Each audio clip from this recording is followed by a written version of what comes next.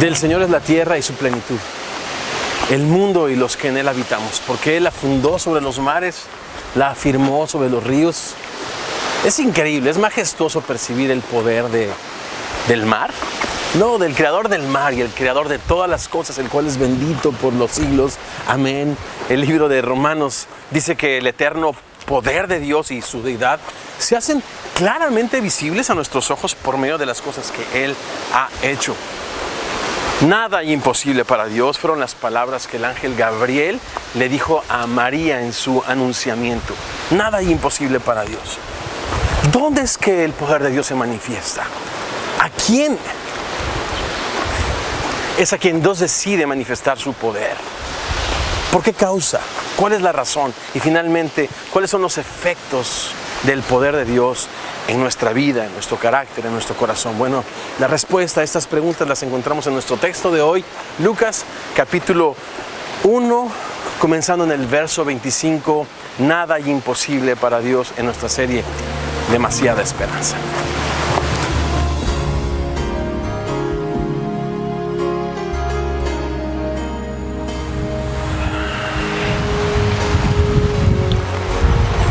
Lucas capítulo 1, comenzando en el versículo 26. Al sexto mes, el ángel Gabriel fue enviado por Dios a una ciudad de Galilea llamada Nazaret. Esta es una referencia de tiempo relacionada a la concepción de Juan el Bautista, unos versículos anteriores. Y 6 meses después de su concepción en el vientre de Elizabeth, su mamá, es que este ángel Gabriel es enviado por el Señor, porque los ángeles, dice el libro de Hebreos, son como llamas de fuegos, ministros de Dios, siervos de Dios que hacen su voluntad. Y ese ángel Gabriel fue a este lugar literalmente en el medio de la nada. O sea, cuando tú lees el Antiguo Testamento y quieres buscar una referencia acerca de Nazaret, no la vas a encontrar. Inclusive si tú vas y lees historiadores contemporáneos al tiempo de Jesús como Josefo, no hay una sola referencia a Nazaret. Y es que Nazaret era este pueblo al noroeste de Jerusalén. Por eso dicen los evangelios, algo bueno ha de venir de Nazaret, Nazaret en Galilea. Y me gusta cómo mientras el ángel fue enviado a Elizabeth y a Zacarías a este lugar, el templo en Jerusalén, para anunciar el nacimiento de Juan el Bautista, en el caso del Salvador, porque Juan el Bautista, como sabemos, era el precursor de Jesucristo, aquel que prepararía el camino al Señor. Y este es anunciado en un templo. Pero el Salvador, el creador del universo, aquel verbo que se haría carne, que se haría hombre, el alfa, el omega, el principio, el fin, la razón por la cual Dios ha creado todo, ¿no? A quien le ha considerado heredero de todo, a Jesucristo, el Hijo de Dios, viene a ser anunciado a una virgen en un lugar literalmente en el medio de la nada. Me gusta pensar esto porque el Salmo 19 hace una figura preciosa del amor de Dios cuando dice que, cuando habla del sol, dice que el sol en su curso, dice, recorre como un gran gigante, ¿no? Todo el camino. Y después, hablando del sol, dice que nada hay que se esconda de su calor. Y eso me gusta pensar en el poder y la gracia de Dios. No hay nadie que pueda estar más allá del amor y de la gracia y del poder de Dios. Y cuando pienso en la gracia y en el poder de Dios, pienso en el agua.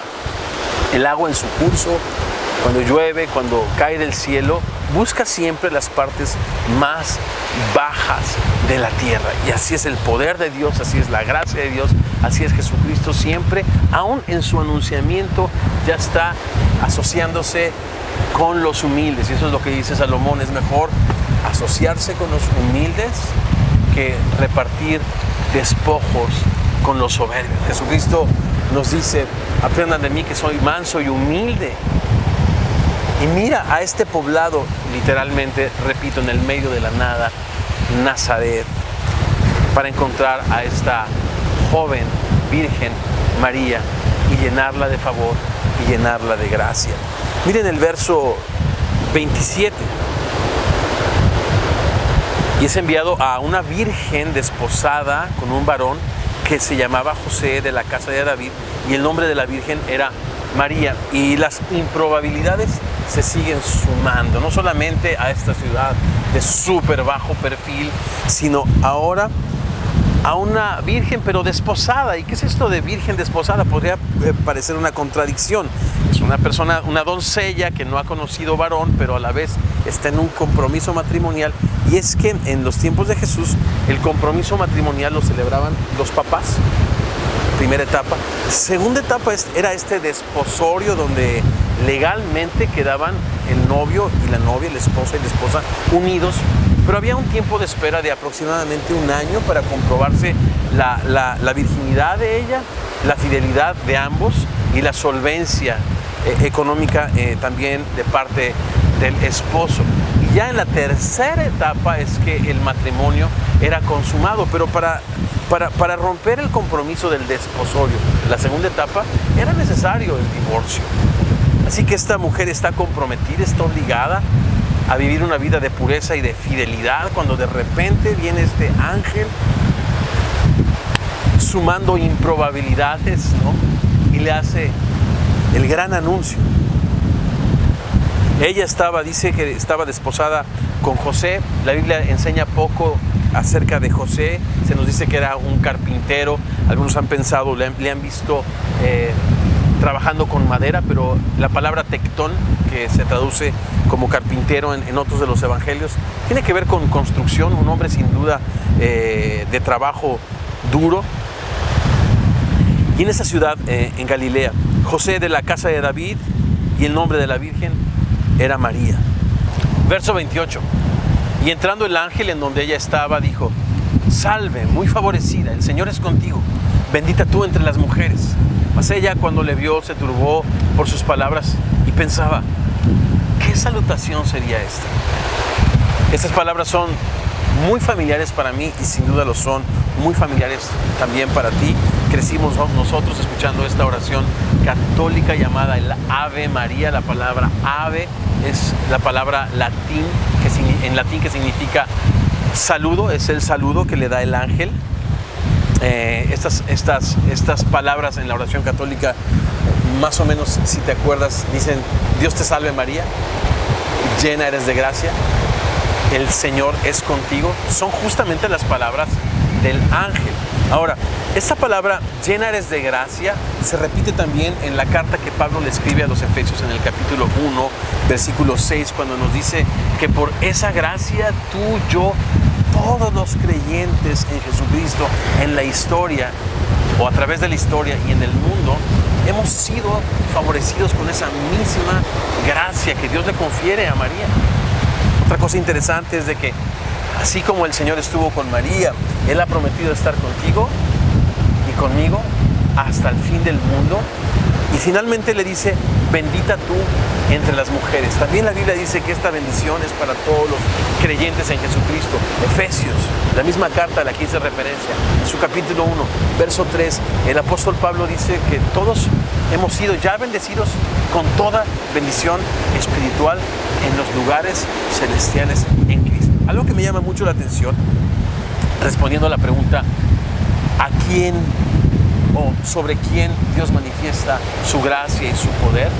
Sin duda, a la gente humilde. La Biblia dice que Dios da gracia a los humildes, mientras mira de lejos a los soberbios. Por eso Jesucristo, en su enseñanza del Sermón del Monte, nos dice que son felices y dichosos los pobres en espíritu, porque de ellos es el reino de Dios.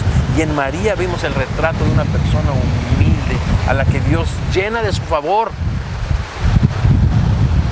Número 2, en la que Dios está o con la que Dios está. Y finalmente, a la que Dios bendice. Verso 29, ella cuando le vio, se turbó por sus palabras, se turbó por su presencia, se turbó por su apariencia, se turbó por sus palabras. ¿Cuáles eran estas palabras? Bueno, que ella era el objeto de la misericordia, de la gracia y del poder de Dios. Que entre todas las mujeres, la Biblia no enseña que María es bendita sobre todas las mujeres, y tampoco ella es la que genera o la que otorga la gracia. sino que ella es muy favorecida. Dios te salve, María, llena eres de gracia. En otras palabras, eres el receptáculo, eres el recipiente, eres el objeto de la gracia de Dios. Y no sobre las mujeres, sino entre todas las mujeres. Dios ha mirado la humildad de tu corazón, la sencillez de tu corazón, la pureza de tu alma. Y Dios ha decidido darte gracia. Y esas palabras, llenas de la misericordia y del amor de Dios, son las que tocan a esta santa mujer y la que la turban. Esto me encanta.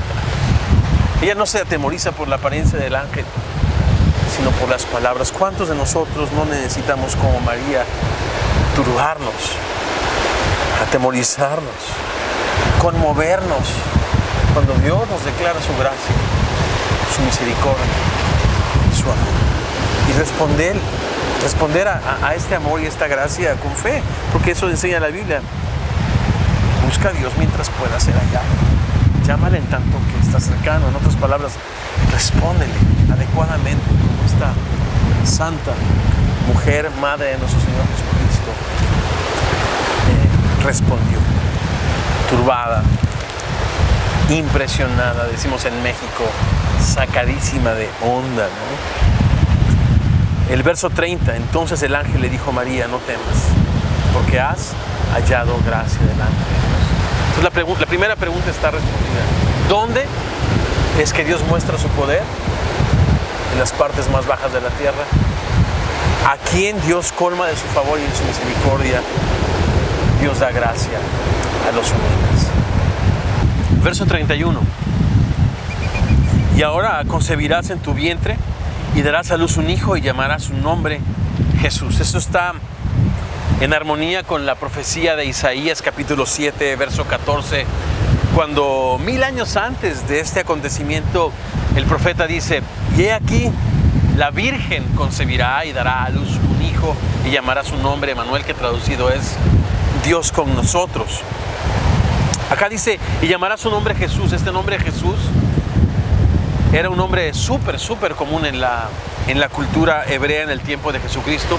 Viene del vocablo Yoshua, que significa Dios es salvador o Dios salva. Este será grande. En el verso 15 leímos que Juan el Bautista sería grande delante de Dios, pero acá estamos hablando de otro tipo de grandeza. Y es que el poder de Dios no solamente se manifiesta en los lugares más bajos y alejados del ojo humano, pero no del corazón de Dios. El poder de Dios se manifiesta y su gracia a los humildes de la tierra. Pero el poder de Dios se manifiesta porque dice Efesios 1:10 que Dios se ha propuesto en Jesucristo reconciliar todas las cosas que están en el cielo, en la tierra, debajo de la tierra, de manera que cuando tú y yo nos rendimos a su amor, recibimos su gracia, arrepintiéndonos de nuestros pecados, recibiendo su perdón, invitándole en la persona del Espíritu Santo a venir y morar en nuestro corazón, todo tiene sentido, todo se reconcilia. De repente tu pasado, tu presente, tu futuro, tu sueño, tu familia, todo cobra sentido, porque Jesucristo es la razón misma por la cual Dios ha creado el universo. Dice el Salmo 118, la piedra que los edificadores han desechado, han ignorado, ha venido a ser cabeza del ángulo. Esto es la piedra misma principal que sostiene todo el edificio. Imagínate un arco de piedra. Justamente la piedra que está en medio del arco es la que sostiene todo el arco. Bueno, es Jesucristo es el que sostiene todas las cosas, dice el libro de Colosenses, con la palabra de su poder. Dios manifiesta su poder porque todo es de Jesús, todo es por Jesús y todo es para Jesús. A Jesucristo sea la gloria, la honra, el imperio por los siglos de los siglos. Amén. Y dice el ángel a María, este será grande, repito, pero no como la grandeza de Juan el Bautista, que sería grande delante de Dios, sino una grandeza diferente. Hoy medimos la grandeza de los reyes por su poder, por su influencia, poder político, poder militar, poder económico. Pero Jesucristo, su grandeza era diferente. Es el único rey del que tenemos conocimiento que da su vida por sus súbditos. Es este rey lleno de gloria, lleno de majestad. que decide hacerse pobre siendo rico, para que con su pobreza tú y yo fuésemos enriquecidos. Sería llamado Hijo del Altísimo.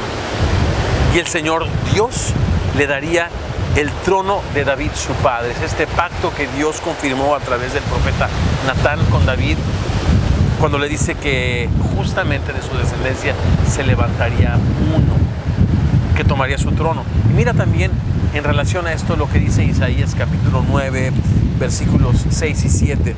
Estos dos versos, como muchos otros en la Biblia, son literalmente música para mis oídos. Por eso prefiero leértelos para ser completamente preciso. Mira qué hermosos versos profetizados, repito, por Isaías unos 1000 años antes de que esto aconteciera. Porque un niño nos es nacido, hijo nos es dado, un regalo. El principado sobre su hombro. ¿Cómo llevó Jesucristo su principado? Bueno, cuando cargó la cruz hacia el Gólgota para derramar su sangre y así redimirnos del poder del pecado y de la muerte. Ese principado el Señor lo llevó sobre sus hombros. Y mira lo que dice: y será llamado su nombre admirable, consejero, Dios fuerte. La Biblia enseña que Jesucristo es Dios, sí, con claridad. Mira Isaías 9:6, Dios fuerte. Eso está en armonía con lo que Jesucristo enseña en Juan 10:30, cuando enseña: yo y mi Padre uno somos, uno en esencia, uno en naturaleza. Jesucristo no solamente es admirable, no solamente es consejero, sino es Dios fuerte, es Padre eterno. Jesucristo también es el Padre. Yo y el Padre uno somos, repito, dijo Jesucristo, príncipe de paz. Lo dilatado de su imperio y la paz no tendrán límite sobre el trono de David y sobre su reino, disponiéndolo y confirmándolo en juicio y en justicia desde ahora y para siempre. El celo del Señor de los ejércitos hará esto. Repito, perdón que sea reiterativo, Dios manifiesta su poder siendo Jesucristo la razón misma por la cual Él ha creado el universo y en quien se reconcilian, repito, todos sus propósitos en Él. Dice el verso 34 que María le dijo al ángel: ¿cómo será esto? Pues no conozco varón. Muy diferente pregunta la de Zacarías, cuando después de su incredulidad se queda mudo. Acá María no es incrédula, María tiene fe, simplemente quiere un poco más de información, porque ella, a pesar de estar desposada con José y en un compromiso legal con él, no ha conocido todavía a José físicamente como esposos. Respondiendo el ángel le dijo: el Espíritu Santo vendrá sobre ti y el poder del Altísimo te cubrirá con su sombra, por lo cual también el santo ser que nacerá será llamado Hijo de Dios. Dos cosas interesantes. Una es que esta sombra es la manifestación visible de la gloria de Dios. Esta sombra se manifestaba y la vemos claramente en Éxodo 16, cuando en esta columna de nube o gran sombra Dios manifiesta su gloria al pueblo de Israel.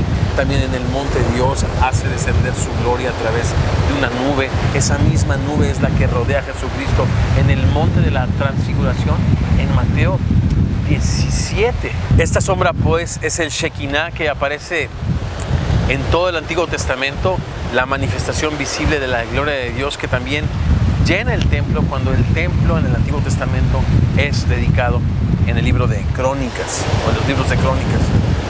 Bien, dice que por lo cual también el santo ser que nacerá será llamado Hijo de Dios. Y me llama mucho la atención esta descripción de Jesucristo como un santo ser. Y eso es lo interesante. Cuando hablamos, Lucas se da a la tarea en su investigación, como un hombre de ciencia, de derribar los argumentos que se levantan en contra de Jesucristo y de su obra. Y ya en el tiempo de Lucas, cuando él escribe este evangelio, había muchas cosas alrededor del nacimiento de Jesucristo. Y acostumbramos a decir nacimiento virginal, pero es su concepción, es, por lo que acabamos de leer, por obra del Espíritu Santo. Y por eso el ángel le llama un santo ser, porque el libro de Levítico nos dice que ceremonialmente la mujer era declarada inmunda cuando un bebé abría su matriz. Y es que un bebé de la raza humana, como dice el Salmo 51, en pecado me concibió mi madre. No es que fuera del matrimonio. Mi mamá, cuando yo le leí ese salmo, le decía: mamá, ¿es cierto esto que en pecado me concebiste? Me decía: óigame, no, tú eres un hijo legítimo del matrimonio. No, aquí está hablando lo que dice Pablo, que la muerte ha pasado a todos los hombres, por cuanto todos esencialmente pecamos, y esto lo llevamos en nuestra naturaleza. Y por eso Jesucristo tuvo que ser concebido no de un varón que tiene esta misma naturaleza pecaminosa, sino este santo ser que nacería sería hijo de Dios, porque fue concebido por el Espíritu Santo de una manera milagrosa. Y esto es importante, porque si Jesucristo no fue entonces concebido por el Espíritu Santo, esta sangre que Él hubiese derramado no sería capaz de limpiarte a ti y limpiarme a mí de mis pecados. Este santo ser sería llamado Hijo de Dios, y justamente esto es lo que leemos en Juan 5:18, cuando dice que los judíos aún más procuraban matarle, porque no solo quebrantaba el día de reposo, sino que también decía que Dios era su propio Padre. ¿Qué es que alguien diga que es hijo de Dios en la mente y en la cultura y en la tradición judía? Bueno, haciéndose igual a Dios. Juan 5:18 dice que Jesucristo, al decir que Él era hijo de Dios, se hacía igual a Dios. Y eso es lo que estamos leyendo. Dios hecho carne, un santo ser, el Cordero de Dios, que cuando moriría por nosotros sería capaz con su sangre preciosa de limpiar el pecado de todo el mundo. Verso 36, ya que tu pariente Elizabeth, ella también ha concebido hijo en su vejez, y ese es el 6º mes para ella, la que llamaban estéril. Verso 37, porque nada hay imposible para Dios. Dios muestra su poder en las partes más bajas, a los humildes de la tierra, porque en Jesucristo ha decidido reconciliar todas las cosas, y a través de Él, por Él y para Él, manifestar su poder a fin, no solamente de proveernos salvación, sino de, a través de la salvación que Él nos ha dado y a la cual Él nos ha invitado, manifestar su justicia, su amor, su misericordia, su gloria a toda la humanidad. Verso 38, entonces María dijo: he aquí la sierva del Señor. El último versículo: hágase conmigo conforme a tu palabra, y el ángel se fue de su presencia. Nunca en la Biblia tú lees que la gracia hace un énfasis en la persona que la recibe, sino la gracia y el poder de Dios hacen énfasis en quien la otorga, de quien emana. Y este es Dios, para siempre Dios. Mi invitación es que tú pongas tu mirada, pongas tu atención, pongas tu confianza en lo que Él es y lo que Él ha prometido en Jesucristo para ti. ¿Qué tal si repetimos nuevamente estas palabras que Dios le dijo a María, pero que Dios le dice a todo creyente? Dios nos ha dado su gracia, por la cual nos ha aceptado en el amado. Él ha prometido estar contigo todos los días hasta el fin del mundo, y también Él te ha bendecido con toda bendición espiritual en los lugares en Jesucristo. Prepárate pues para experimentar un toque de la misericordia, de la gracia y del poder de Dios.